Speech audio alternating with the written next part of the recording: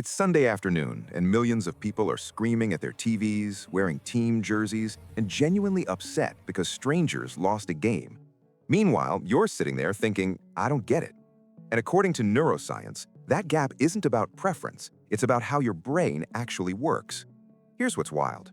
While most people treat game day like a holiday, there's this quiet group who would rather do literally anything else. And psychology reveals they're not just not into sports, their brains work in a completely different way. Let me tell you something that's going to change how you see every sports argument you've ever had. The reason you don't care about sports isn't because you're boring or antisocial.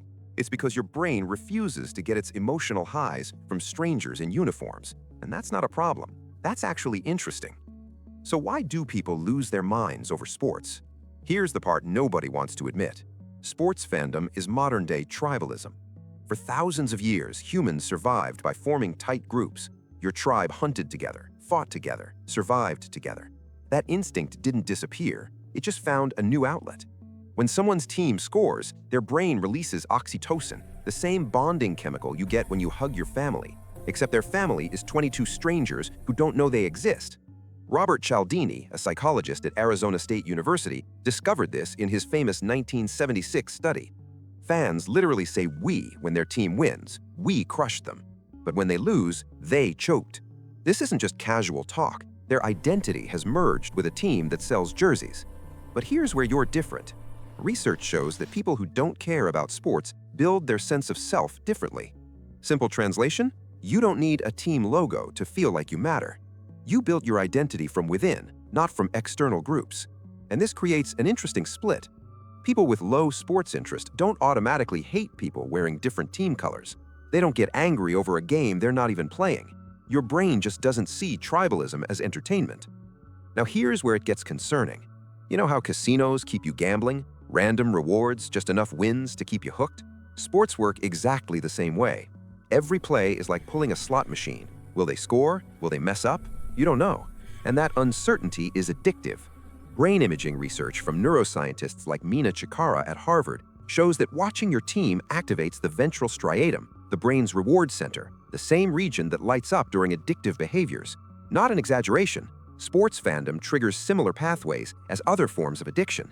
It's what psychologists call intermittent reinforcement, the most powerful way to hook someone's brain. The uncertainty is the drug, and millions of people are hooked on it every weekend. But people who don't care about sports, their brains don't get hijacked by watching strangers compete. Research on dopamine receptor genes shows that some people's brains are genetically wired to get a high from watching competition. Others aren't. Your indifference might literally be in your DNA. You're not choosing to be uninterested. Your brain is built that way. Here's another layer most people miss. Sports fans experience something called burgeoning, basking in reflected glory. Cialdini's research proved this. When their team wins, fans' testosterone actually goes up. When their team loses, it drops. Their hormones are being controlled by people who will never know their name. Think about that. Grown adults are letting strangers control their brain chemistry and mood. People who don't obsess over sports keep something rare, control over their own emotions. Your happiness isn't tied to outcomes you can't control. Your mood on Monday morning isn't determined by what happened Sunday afternoon. You're emotionally independent in a way that's becoming uncommon. But here's the weird part. Sports fans often score higher on certain empathy measures. They've trained themselves to care deeply about strangers. So why don't you feel that same empathy for athletes? Because empathy is limited. Everyone has only so much emotional energy. Sports fans give theirs to people on a screen. You give theirs to different places. Friends with real problems, causes that need actual help, creative work that matters to you. Research in personality psychology consistently shows that people with low sports interest score higher in openness to experience, a trait linked to deep appreciation for art, music, and ideas. You're not less empathetic, you're just more careful where your empathy goes. And honestly, there's something powerful about that. While millions of people stress over games, you're putting that emotional energy toward things you can actually impact. Let's address the uncomfortable part. For some people, not caring about sports is protective. Maybe you were the last kid picked in gym class. Maybe you felt left out by sports culture. Maybe sports became linked with aggression and exclusion. Your indifference might be self-protection, and that's okay. Or maybe you just genuinely find it boring. That's okay too.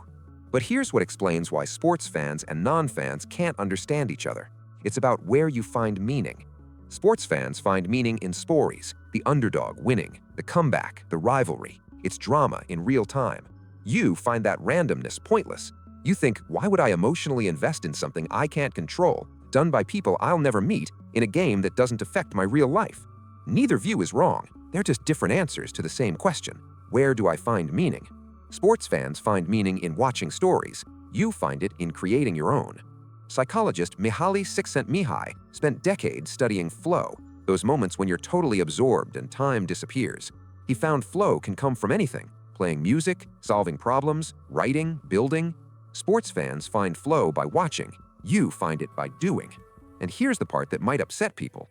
Research consistently shows that people who don't spend excessive time on spectator activities report higher life satisfaction and stronger personal relationships. Why? Because they're not spending 15 hours a week watching strangers. They're present in their own lives. There's something radical about refusing to just watch your own life pass by. So what does this mean? You're not missing out. You're not broken. You're not weird. You're just wired differently. Your brain chemistry, your need for groups, your emotional energy, they're all set up for direct participation, not passive watching. And maybe that makes you different in a good way. Because people who don't need outside approval, who don't base their identity on teams, who don't let strangers control their emotions, those people are harder to manipulate, harder to sell to, harder to influence. The next time someone asks, "Did you see the game?" and you genuinely don't care, remember this: you're not the weird one. You're the one who refused to let companies turn your Sundays into emotional roller coasters they can profit from. You're playing a different game, and the stakes are your actual life. If this made you realize you've been right all along, subscribe, because every week we break down why thinking differently isn't weird, it's actually an advantage. Drop a comment. What do people obsess over that you just don't get? And remember, your brain isn't broken. Everyone else just bought a subscription to someone else's story.